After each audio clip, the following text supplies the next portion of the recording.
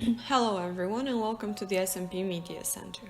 I am Flutura, and in this video I will be teaching some very basic video and audio editing tips which one can utilize in Premiere Pro to bring their project or idea into a media product. This video is a part of a series of tutorial videos that have the aim of helping out with fundamental aspects of audio and video capturing and editing, but also basic setups for the equipment you use in the process.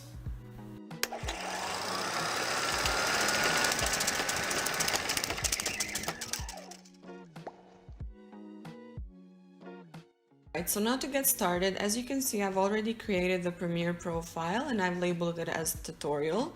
Also, I have imported all the material or content that I will be using for this video in the corner section over here. As you can see, you can scroll through the material and decide what you want to do with it. I've selected one audio and several different visuals that I found online. I found this material in the public domain, which means that I do not need to ask or buy the copyrights for it. But what you could also optionally do, and what you most likely will do, is record and capture your own material.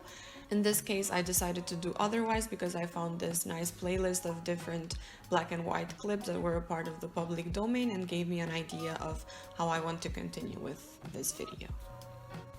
Now that I have all the material that I will be using in the corner section down here, what's also important to know is that you can use this upper section called source if you want to go through the material and see whether you will be using the entire video or audio, or you want sequences of it.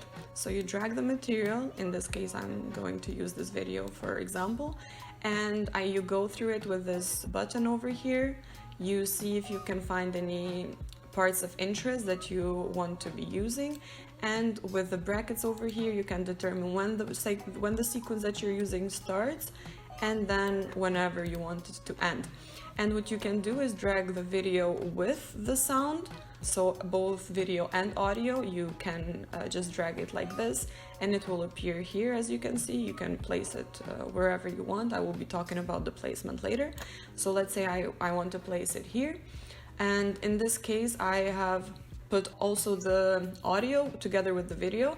But what you can do is you can choose to just put the video. So you drag this film icon over here, and as you can see, there's no audio going along with the video. Or you can choose to only use the audio, and you can see this audio symbol in the video, and you just drag it in the audio section. So you might have noticed that whenever the material was dragged into the sequence that we're creating, the audio and video were divided into these two sections.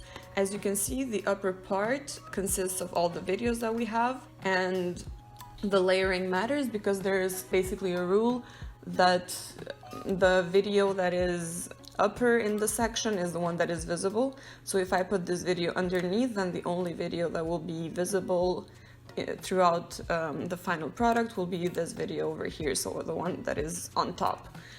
And if I were to drag this over here, as you can see, the one that we're seeing right now is this part of the video, and then as you go further, it basically switches to the video that is down here. This is important for many aspects. Later on the video I will explain how to do video transitions using opacity, and this is what I usually use to fade one video into another. Now I want to talk a little bit about the concept of this video and maybe give some side notes about how you can go around making a script for the video that you want to produce. In my case, as I mentioned earlier, the visuals that I will be using in this video were found online in this playlist of mainly black and white videos. Black and white because of the time when they were recorded, hence why they're a part of the public domain. These visuals that I found there was a trend in the visuals. Basically, most of them included women dancing or performing some daily life activity, and there were a lot of videos that included cats in them. I came up with this idea of making a video with the title of Cats and Women, as a contrast to the John Steinbeck's novel of Mice and Men, which I read a couple years ago. And this gave me the idea of how I want the composition of the video to look like. But there are two different ways that you can do this entire script thingy. You can do what I did, so first collect the material and then look through it and see for patterns or for ideas, or see what sequences you want to use and how you want to construct your video. Or what you could do is first come up with what you want your final product to look like, write the script, have some ideas, and then go about shooting or recording the visuals and the audio, and hope or try really hard for it to suit and be appropriate for the initial idea that you had in the script.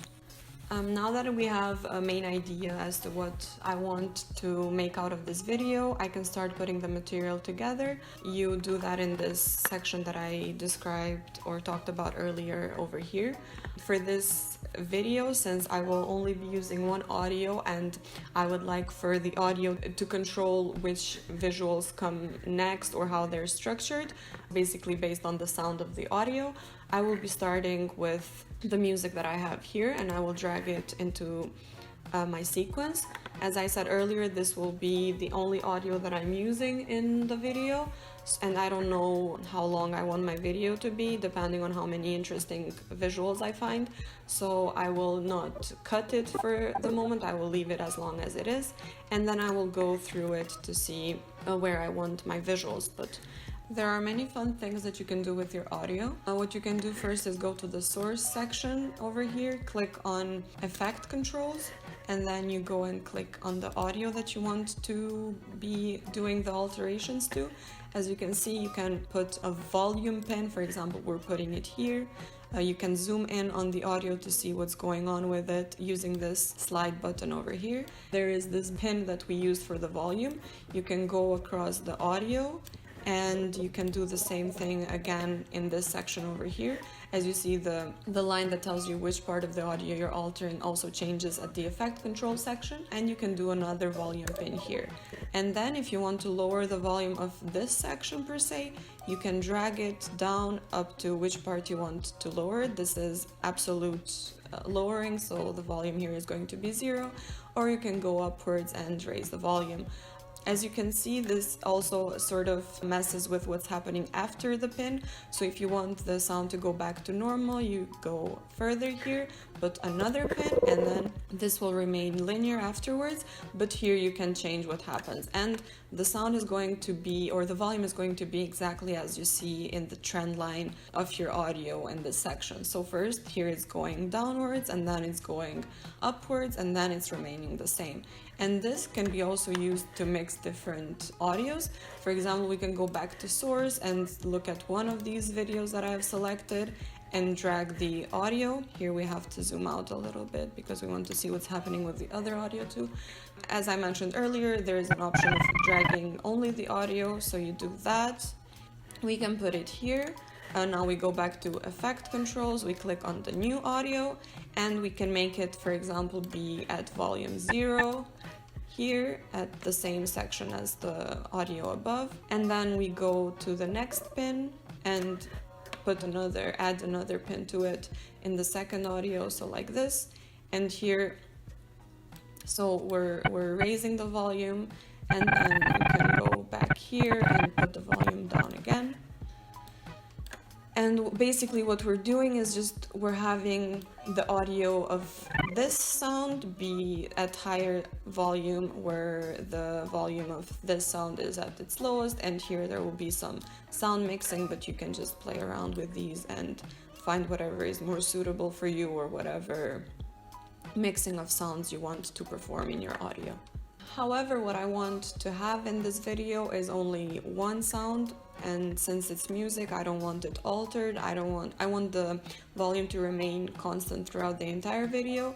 So after you have done some alterations that you don't want, so you want your audio to go back to how it was in the beginning, you can right click on the audio and go to remove attributes, and then as you can check which ones you want to remove, if you want to leave any of them as you altered them, or if you want all of them removed. In my case, I checked all the boxes and I press OK, and as you see, the volume line throughout the audio remains the same. I delete the other audio, but yeah, so I can just right click it and press cut. And now I have the audio back where we started. I also want to show a little bit about the effects that you can use on the audio. So basically you go at the upper section here that is written as effects. And here at the edit section, you have all these options. These depend on what kind of audio you're using. So if you have someone talking or conversing in your audio, then you can go to dialogue and go through the sections and decide what you want to have and what makes your sound more appropriate to what you want it to sound like. In my case, this is not a dialogue. As you can see, there are other options too, such as music, SFX, or ambience. I will press on music and you can see whether there is something you want. So you can also play with the vocals or balance the music so it sounds as background music. But as I said earlier, I don't want my audio altered, so I will be leaving it as this. It's just important to know that you can use many effects and alter your audio in Premiere Pro. So now that I'm finished with the audio, I want to use it as a guide to tell me where I want my visuals put as, because I want the final result to look in sync regarding the way the audio matches the video. As you can see over here, you can look at these fluctuations in the sound. That can sometimes be a good use in knowing what's happening with the audio and at very exact points. You can also zoom in the audio like this, and as you can see here, there are no fluctuations, there's nothing going on, there's no sound. But for example, at this point over here, then there is probably a sound, and if you play the audio, you will also see that that's the case. My audio, as I said, will be guiding me as to what video I will be choosing. The whole process of putting the video in the audio goes the same as I said earlier. Here, since I won't be using the audio of all these videos that I collected, I will only be dragging this icon that I mentioned earlier, the film icon, and I will start putting videos wherever they're appropriate, wherever the sound of the audio changes so that they are in sync with each other, and I will come back with my videos put all together. All the audio is in sync with the videos that I've chosen. Now I can go through the videos and see whether there is something to be adjusted, whether I need to cut somewhere, or whether I have to change the size of the video. As you can see, not all the videos that I'm using have the same image size, so if you want to enlarge a video or make it, as you can see, the background will remain black. There must be some way to change that too if that's necessary. In this case, I want it to remain that way. I just want this video, for example, to be a bit larger so that it matches the format of the other videos.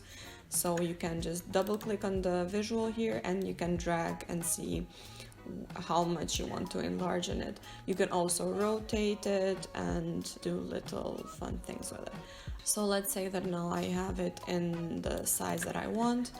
I can go throughout and see whether I want to cut some video. Because I've placed it all in the places that I wanted it, that will not be the case in this situation.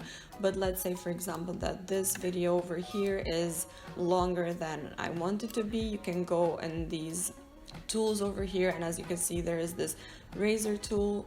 You click on it, it's like the selection tool, but this one does the cutting, and you can cut the video, for example, here, or you can drag it and see if you want to cut it here, whatever. You can do anything, like any type of cuttings you like with the razor tool. So as I mentioned in the audio section, you can also play with the equivalent of volume in audio is opacity in video. So I can basically make a transition between two videos by using their opacity. Just as we edited the volume earlier, you go into effect controls and you click on the video that you want to edit, and you can do the same thing. So you could also change the motion, position, but in this case I just want to show you quickly how to make some sort of dissolve transition using the opacity. This is also when you want transparent video, this is all opacity. So opacity is the presence of the video in the section that you're deciding to edit in. And here, as you can see, I have two videos and they're overlapping, so I could easily do a transition between the upper video and the lower video. First of all, I want them both on the same size, and now they are both sort of on the same size. you click on the video. You can, first of all, you can click on the upper video and you put an opacity pin here, and then you put one at where you want the video to be completely apparent. You go back to the first opacity pin, and you can change basically the presence of the video going from 0 to 100. And you do the same thing with the video underneath it. You first put it, for example, in 100, and then at the end where you want it to end, you put it at 0, and the one above was at the beginning at 0 and then at 100. So basically, as one of the video fades out, the other one becomes more apparent, and then you have a transition between two videos. There are also other things, other effects that you can play around with.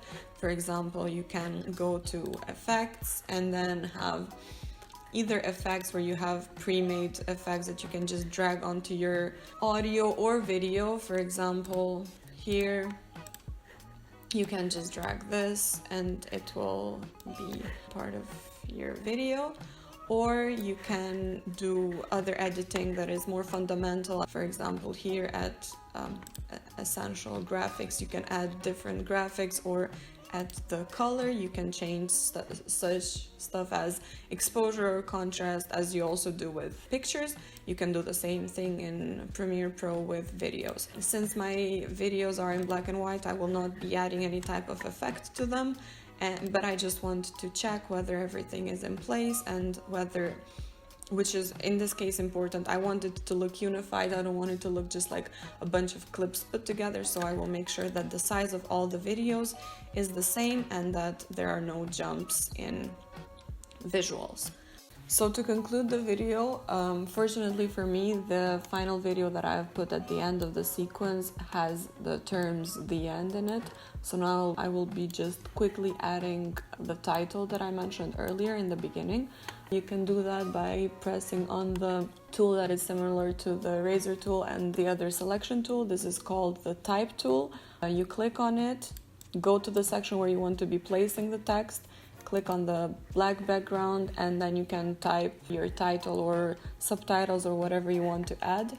Then you go to graphics at the upper section here, and then you can with the selection tool you can select the text that you just created and go to the different properties where you can see here you can change anything you want.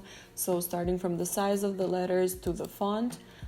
I will choose Times New Roman, but you can choose whatever font looks better with the video that you're creating, and that is it.